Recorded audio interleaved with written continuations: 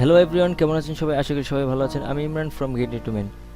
আপনাদের সামনে চলে এসেছি ওয়ান্ডারশেয়ার ফিল্মোরার তৃতীয় পর্ব নিয়ে। আজকের পর্বতে আমি আপনাদেরকে দেখাবো কিভাবে আপনারা ওয়ান্ডারশেয়ার ফিল্মোরাতে আপনাদের ভিডিওতে টেক্সট অ্যাড করতে পারেন। তাহলে চলুন কথা না বাড়িয়ে শুরু করা যাক আসছি ইন্ট্রোর পর।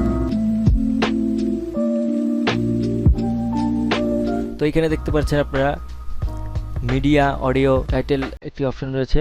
তো এখান থেকে যেটা করতে হবে, আপনারা নিশ্চয়ই জানেন ভিডিও কিভাবে ইনপুট দিতে হয়, কারণ আমি গত পর্বতে আপনাদেরকে দেখিয়ে দিয়েছি।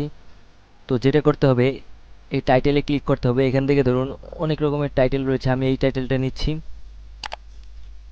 নেওয়ার জন্য আপনি এই প্লাস পয়েন্টেরও ক্লিক করতে পারেন অথবা ড্র্যাগ করেও আনতে পারেন। তারপর আমি এখান থেকে যেটা করব, টেক্সটটাকে ছোট করে দেব। টেক্সটটার একেবারে শেষে আপনি মাউসের কার্সরটা নিয়ে গেলেই এখানে দেখতে পাবেন মাউসের কার্সরটা চেঞ্জ হয়ে গিয়েছে। তখন এটাকে ড্র্যাগ করে আপনি কমিয়ে নিতে পারবেন।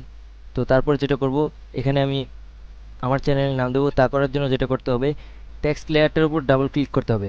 তারপরে দেখতে পাচ্ছেন একটি নতুন পেজ চলে এসেছে টেক্সট নামের। এখানে আপনি সম্পূর্ণটা কেটে দিন এবং আপনার মন মতো লিখুন।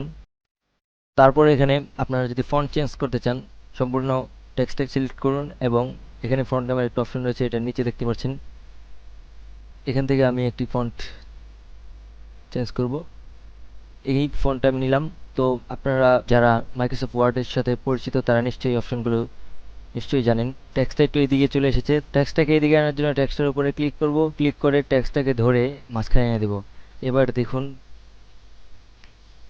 অনেক সুন্দর একটি টেক্সট ইফেক্ট হয়ে গেল। তো এখানে দেখতে পাচ্ছেন আরও কিছু অপশন রয়েছে টেক্সটের কালারের জন্য। আমি বেসিক্যালি এই কালারটা ইউজ করি সবচেয়ে বেশি। দেখতে পাচ্ছেন কালারটা চেঞ্জ হয়ে গেছে। আমরা ইচ্ছা করলে কালারটা চেঞ্জ করতে পারি, সব কিছু চেঞ্জ করতে পারি। তার জন্য যেটা করতে হবে, অ্যাডভান্সে ক্লিক করতে হবে। অ্যাডভান্স থেকে আপনারা কালার নামের একটা অপশন রয়েছে, এখান থেকে আপনারা কালারটা চেঞ্জ করতে পারেন। এই দেখতে পাচ্ছেন কালারটা চেঞ্জ হয়ে গিয়েছে। আপনারা নিশ্চয়ই খেয়াল করছেন যে এই টেক্সটটার পিছনে কিন্তু আরেকটা টেক্সট রয়েছে।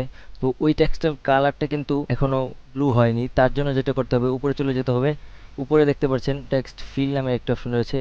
এখান থেকে আপনি কালারটা যদি চেঞ্জ করে দেন, তাহলে দুইটি টেক্সটের কালার এক হয়ে গেল।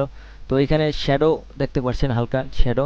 এই শ্যাডোটাকে চেঞ্জ করার জন্য নিচে যাবেন। এখানে দেখতে পাচ্ছেন টেক্সট শ্যাডো নামের একটা অপশন রয়েছে।